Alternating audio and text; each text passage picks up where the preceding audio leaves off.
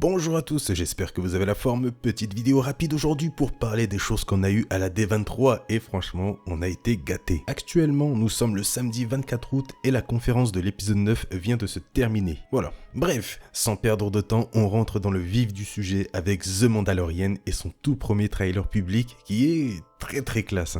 Et ça me fait énormément penser niveau ambiance à l'un des trailers qu'on avait eu de Solo, où on avait une ambiance assez crade, une ambiance très western avec une musique très différente de ce qu'on a d'habitude. Des gens avaient même râlé en plus sur Solo à l'époque pour tout ce côté trop éloigné de Star Wars. Donc je pense que ce sera un peu pareil ici, mais moi perso j'aime beaucoup. The Mandalorian me fait clairement plus penser à Solo qu'aux autres spin-offs, films, séries, etc. qu'on a eu. Sauf que là, à première vue, ça a l'air d'être un peu plus maîtrisé que dans Solo. Peut-être bien sûr. Surtout avec les scènes montrées, c'est un peu plus froid en termes d'ambiance, parce que dans Solo, on avait Han, on avait Lando, Chewie, etc. qui nous mettaient un peu de joie tout de même. Alors que là, c'est très terne, dans le bon sens du terme bien sûr, attention. Avec notre fameux Mandalorien qui ne parle toujours pas, voilà. Du moins, j'ai pas dû faire gaffe quand il a parlé, mais sinon, pour l'instant, il ne parle pas. Bon, on s'en fout un peu, de toute façon, on attendra la série pour ça. Mais ce que j'aime surtout, c'est au niveau de son armure par rapport au casque. J'adore la simplicité sans trop de relief avec une seule couleur. Au niveau du trailer, on y voit du Tatooine en priorité, ce qui est normal, puisque la série se passe en grande partie là-bas, mais on y voit aussi une planète verdoyante. Bon, on va éviter les « Ouh là, ça c'est Endor, ça se passe après l'épisode 6,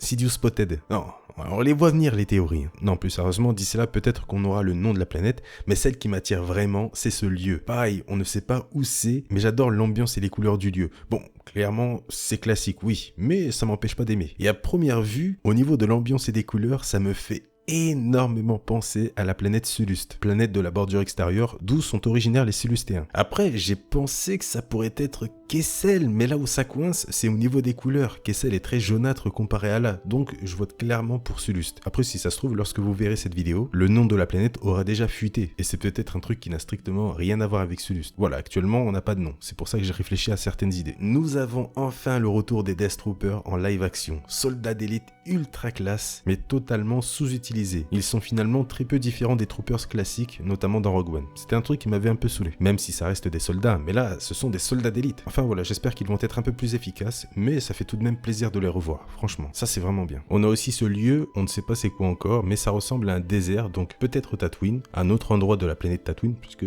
c'est grand, mais on dirait de la boue sur le sol, donc peut-être un autre lieu, à voir ce que c'est. Et bien sûr, petite apparition d'une unité IG, ça fait vraiment plaisir. Alors attention, c'est pas IG-88, le droïde assassin chasseur de primes de l'épisode 5, c'est une nouvelle unité qui se nomme IG-11, donc un nouveau droïde. Mais ça reste vraiment cool de pouvoir voir ce genre de droïde en action, parce que je pense qu'on n'a jamais vu ça en live action, un droïde IG combattre. Je crois que c'est déjà arrivé dans les séries comme Rebels ou The Clone Wars, mais en live action, j'ai pas le souvenir. Je pense que c'est la première fois. J'ai vraiment hâte d'en voir plus par rapport à lui. Enfin, voilà pour ça. Je vais pas faire une analyse complète, c'est pas du tout utile, c'est simple et efficace. C'est parfait pour moi. J'espère juste que niveau chorégraphie des combats, ça va envoyer du lourd. Même si au vu de la scène de fin du trailer, je pense qu'ils ont bien géré. Vraiment très content. Le délire de la porte qui se ferme sur le corps du mec...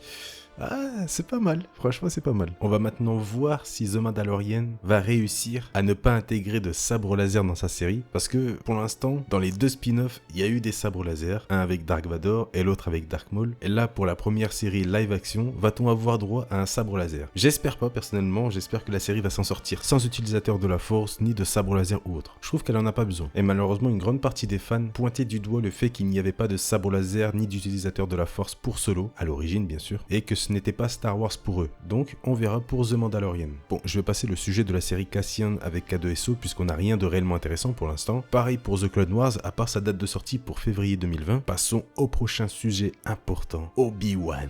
Enfin, il arrive après de nombreuses rumeurs, l'envie d'Ewan McGregor de revenir, etc. Une série Obi-Wan est officiellement sur les rails et devrait débuter son tournage en 2020. Ça c'est cool. Et bien sûr, en termes de période, comme vous vous en doutez, c'est entre l'épisode 3 et l'épisode 4. Attention, la série sera avant Rogue One, avant Solo, mais surtout avant Rebels, puisque ce sera 7 ans après l'épisode 3, et Rebels c'est 14 ans après l'épisode 3. Donc, faut pas s'attendre à un combat Maul vs Obi-Wan en live action, à part s'ils font un bond dans le temps d'un peu plus de 7 ans, mais j'ai des grands doutes là-dessus. Pour le moment, il n'y aura pas de confrontation entre les deux. Et pour être plus précis par rapport à Solo, il faut savoir que le début du film, c'est 6 ans après l'épisode 3, donc 1 an avant la série Obi-Wan.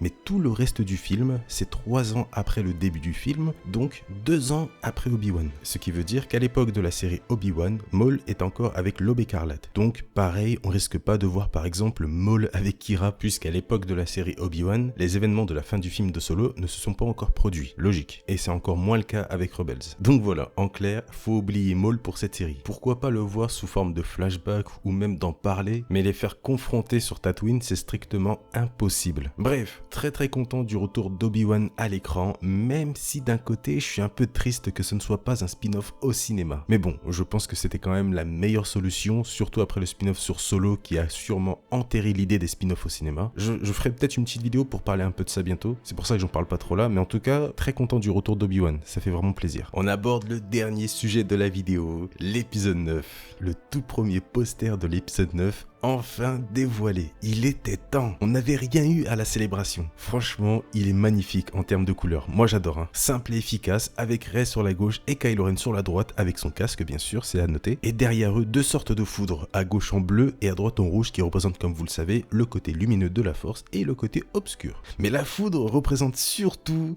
l'empereur Palpatine qui apparaît enfin en haut du poster. Ils ont osé. Franchement, il fallait oser pour faire ça. Dès le premier poster, te mettre un truc comme ça là d'un coup. Waouh, incroyable. On peut le voir bien sûr qu'il est tout en bleu, ce qui nous fait bien penser à un esprit de la Force et ce qui est la chose la plus probable pour lui de toute façon. À voir finalement dans le film bien sûr. Sur le poster en détail, on peut même voir son petit rire malicieux. Très content pour ma part, surtout au niveau des couleurs encore une fois. La distinction entre le côté obscur et le côté lumineux me fait vraiment plaisir. Moi quand ça fait des références à la Force de toute façon, je suis toujours content. Quand je vois celui-là, franchement, j'ai vraiment hâte de voir les prochains posters parce que là c'est uniquement le premier poster, hein. Vous vous en doutez bien, il y en aura d'autres. J'ai surtout hâte de voir les posters individuels comme on a eu avec l'épisode 7, Rogue One, Solo, l'épisode 8. Je ne sais pas s'il y a eu des posters individuels pour la prélogie et la trilogie à leur sortie, à confirmer, j'ai plus du tout le souvenir, mais vous savez de quoi je parle de toute façon. Ah oui aussi, on a appris officiellement que le 9 sera un an après le 8. Franchement, je misais maximum sur 2 ans ou 3 ans, je voulais vraiment pas plus. Donc là, je suis content. S'il y avait bien un truc que je redoutais, c'était l'espacement trop grand et donc des pertes d'intrigue et des changements trop flagrants au niveau des personnages entre le 8 et le 9. Là, moi je suis rassuré. Enfin voilà, je vais pas faire durer la vidéo plus longtemps que ça. C'était une D23